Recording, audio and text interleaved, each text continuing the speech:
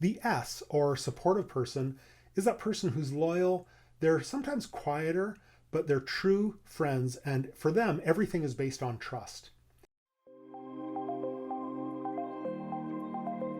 One of my oldest friends I met in grade 10, so we've known each other for a long time. We were friends throughout high school, we roomed together during college, and his name is Conrad. And once college was done, Con moved to the other side of the country. So we lived thousands of miles apart for almost our whole adult lives.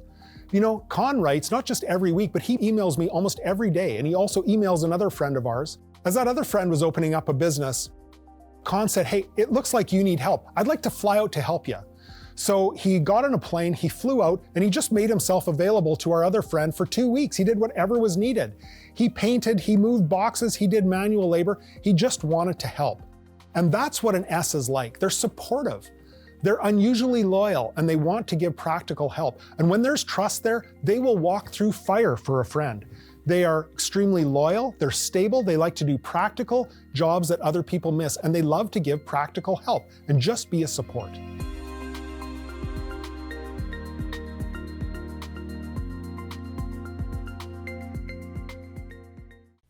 What gives energy to the supportive person?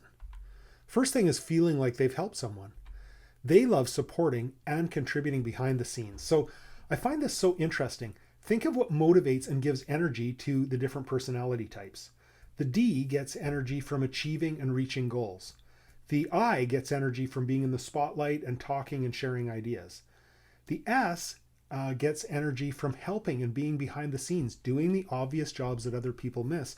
And the C, that conscientious person, gets energy from doing a job really well and properly and thoroughly. But we assume that everyone gets energy from the same things that give us energy. So if you're a D, you assume everyone gets energy from setting goals and reaching them. Not true. If you're an I, you assume everyone gets energy from being in the spotlight, but some people cringe from that, and it takes energy from them, and they would rather do almost anything than have to be in the spotlight, and so on. Here's a key finding that DISC will help you with, and that's that somewhere someone loves what you loathe. The thing you hate doing brings energy to someone else. Here are some of the things that give supportive people energy. Now consider the other personality types we've gone through. The D gets energy from feeling like they've reached goals. The I gets energy from feeling like they've been in the spotlight and they've inspired someone. But the S is quite different than that. They don't want to be in the spotlight. They get energy from feeling like they've really helped someone. They love supporting and they like contributing behind the scenes. Another thing that brings energy to an S is being an important part of a smaller team, because they want to be more than just a number, and they thrive in safe environments where they feel appreciated. Appreciation, by the way, is key to having a successful relationship with an S. If they know that they've helped someone and that person appreciates what they're doing, they're going to be very happy in their role and they may stay for years. Another thing that brings the S energy is doing practical jobs. They enjoy being busy with tasks they feel confident in completing well. The S is a doer. They are not a dreamer. They're not a brainstormer. They like to do practical work. So if you come to an S and you say to them, okay, let's just blue sky this thing. Let's look 10, 15 years into the future and dream about what could be. They kind of turn off because they're thinking to themselves, while you're dreaming about everything, I'm going to do the actual work that needs to be done today because we see so much that needs to be done. So you sit and dream, I will do. Another thing that gives energy to a supportive person is feeling trusted and appreciated by others. To a supportive person, trust and respect is mandatory, and violating trust may end the relationship. And if it doesn't end it, it will for sure put it on life support. I was once talking with a client and he scored very high in the S category. And he said that he was at a car dealership, he bought a vehicle and met this salesperson, and the salesperson was so nice. And while they were writing up the deal, the salesperson went and chewed out one of the support people on the car lot. Well, the S sat and listened to that, and for the S, trust was broken and gone. And the salesman came back and the S just ripped up the contract and said, I don't want to do business like this. This is not how I roll. And the S just walked straight out of that dealership and went and bought somewhere else. Now, other styles might view that quite differently. A D might be there saying, wow, tough luck for that person who got chewed out, but I got a great deal on my truck. That's not how an S views life. An S views life as, for us to do business together, for us to have a meaningful relationship together, it has to be built on a solid foundation of trust, or there's nothing there. Let's talk about possible blind spots for supportive people. Well, the first one, it's not just possible, it's almost a certainty, particularly if you score strong or very strong in that S category.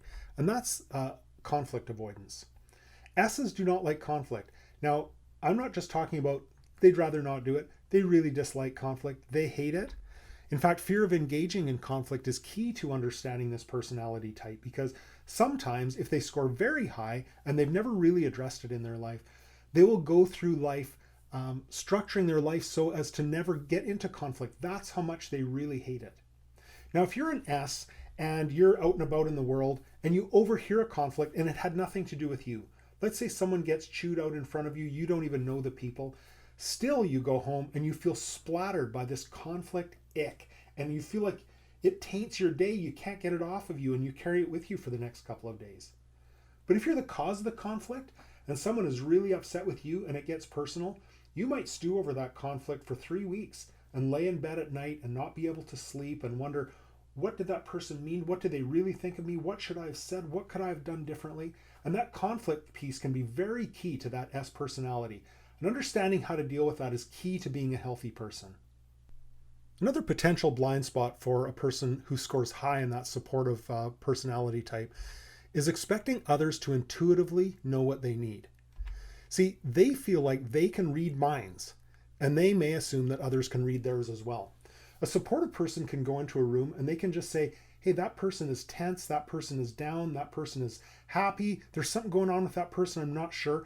It's like they have relationship radar. They can just kind of sense where people are at, and they know this person needs encouragement or whatever. And so they assume others can sense that about them too.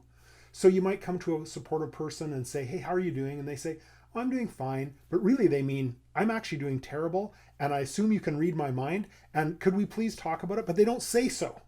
So sometimes a supportive person needs to put their thoughts and feelings into words, because other people can't read their minds like they can read the minds of other people. Another possible blind spot for someone who scores strong or very strong in that S style is holding grudges and feeling bitter. Conflict that goes unaddressed can lead to sour feelings. So here's how that can look like in a work situation. So an S joins a company, they're excited to contribute, they work long hours, and people appreciate having them around, but nobody says anything about it. And they volunteer to work the holiday, and they're thanked, but people are happy for them to do it. They assume they're fine with it, and they say, are you sure you want to work every holiday?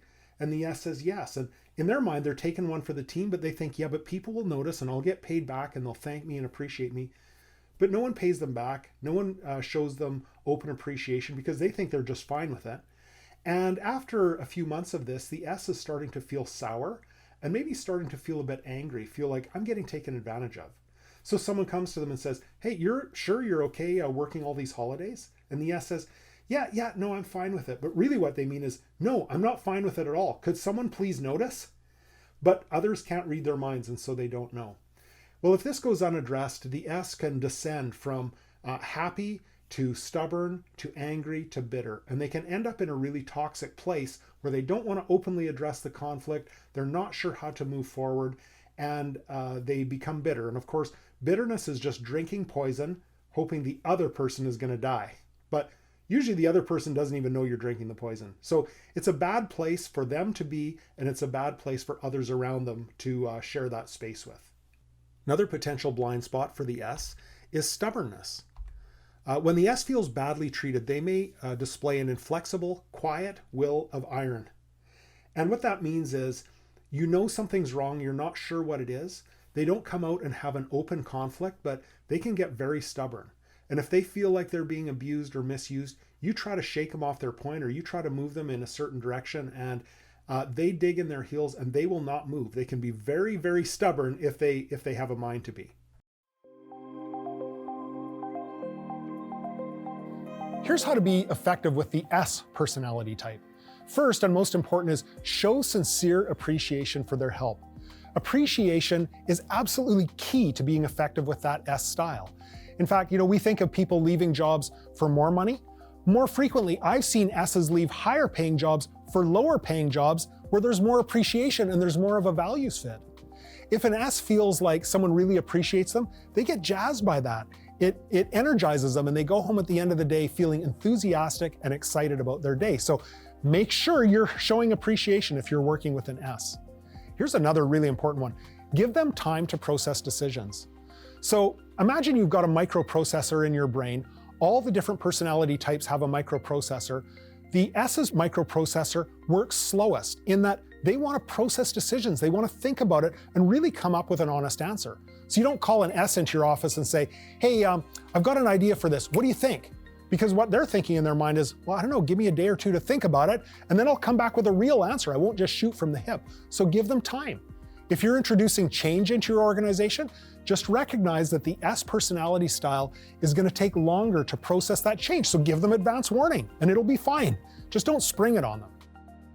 Never violate their trust. For an S, trust is everything. And if there's trust, they will walk through fire for you. So just make sure that you don't violate that trust and you treat them with care.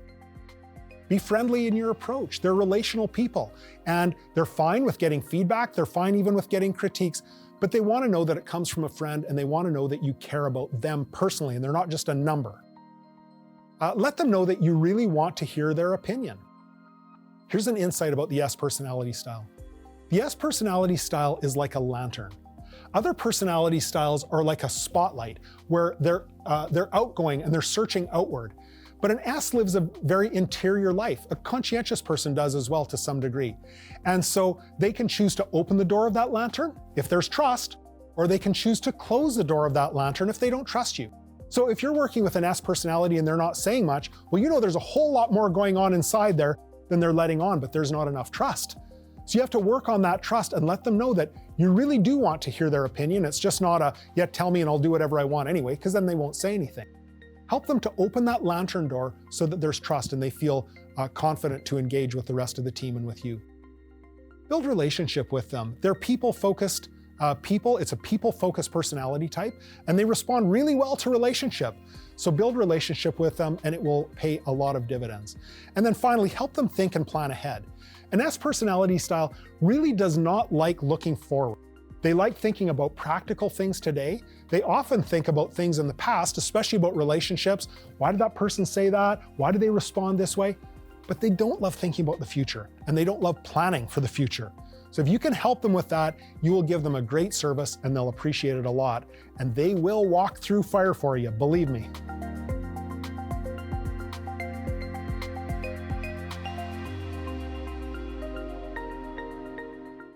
Here are some examples of supportive people that you may have heard of before. The first one I put is Mother Teresa. Now, she never did write a disc profile for me, so I can't really be certain what she is, but I thought, she was working in Calcutta with the poorest of the poor lepers. Surely she had some supportive to her. On the other hand, she founded an order of 250 nuns, so maybe she was a dominant. I don't know, but I put her here as supportive. How about Lady Di? From what I read standing in lineups at the grocery store, she didn't really love her job, nor did she choose it. She kind of was put into it through marriage and maybe didn't love being in the spotlight all the time. But I did put her as a supportive person, someone who liked working for charities and those sorts of things. If you've seen A Beautiful Day in the Neighborhood, the excellent new Tom Hanks movie about Mr. Rogers, Mr. Rogers was clearly a supportive, very caring person. He cared for the disabled. He cared for everyone around him, and just a really loyal, wonderful person. And finally, I put Sam Gamgee from The Lord of the Rings. The truth is it's hard to find examples of supportive people that everyone knows because they don't seek out the spotlight. They're not clamoring to be in the public eye. So if you've seen or read the books, The Lord of the Rings, Sam Gamgee is the ultimate supportive person. He's there to accompany Mr. Frodo. He will never leave his side. He's always loyal. He's always practical. He's got along his bit of rope and he's always there to lend a hand. Here's what you learned in this module. You learned what energizes a supportive person. You learned possible blind spots of the supportive person. And you learned how to be effective with the supportive person.